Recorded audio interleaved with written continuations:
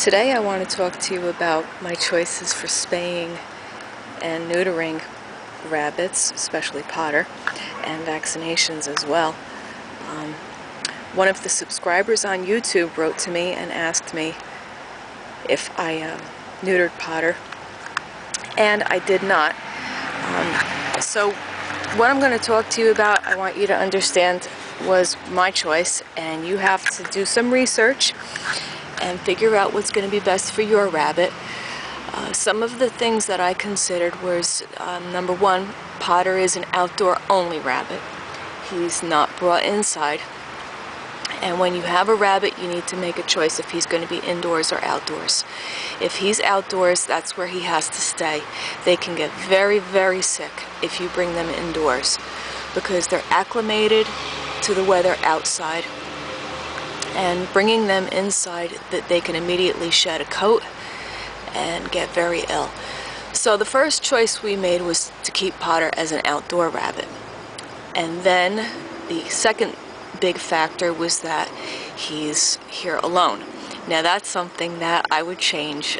If I were to do it all over again, I would absolutely have gotten 2 rabbits because they play so nicely together, and it's someone to cuddle up with.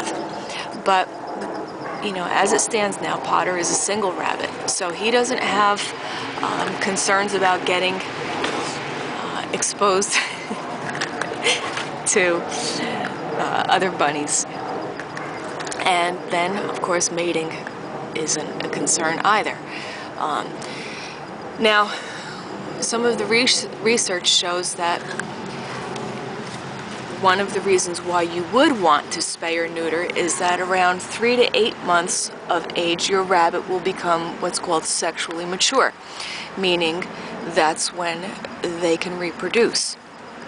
Now, supposedly at that time, you might start seeing signs in your rabbit where they become more aggressive, and they might be biting or doing destructive chewing and these kinds of things. That never happened with Potter. He's absolutely the sweetest rabbit, and if he made his transition, we knew nothing about it. I'm sure he did make the transition. He's about almost a year and a half old now, so he's certainly an adult male.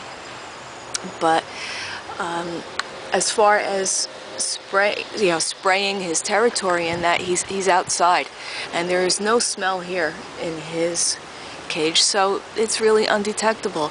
He's very loving and playful, but I think that that's a big part of it. I provide him a lot of open space here in his hutch. He's got a lot of room, and that's important for your rabbit. He can hop around.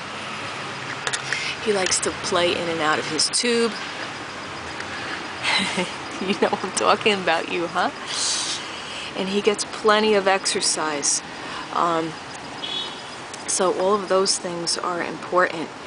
I give him toys to play with. He's very social, not left, you know, alone here all day long. So as far as vaccinations go, my reasons for not doing that are pretty much the same. He's not exposed to rabies or anything like that. If I take him out and on the grass, I'm with him. I never leave him out in the yard alone, so he can't get attacked by something, a squirrel or another animal. The other thing to consider is, where do you live? I live in the Northeast United States, and we're in a suburb, so there aren't wild dogs or cats around, nothing really feral to pose a threat to him. So I think that's about it. I hope I've answered some of your questions. I think the best you can do is do research. There's a lot available on the internet. Make the best decision for you and your family and your rabbit. And if I can be of any more help, I certainly will. Just leave me comments. I don't know if Potter's gonna pop out one more time. Potter! That's his indoor hutch, and I'm going to be doing a video about that as well, especially now that it's fall here and winter is on its way. So Okay, that's it for now. Thanks for your questions. Bye.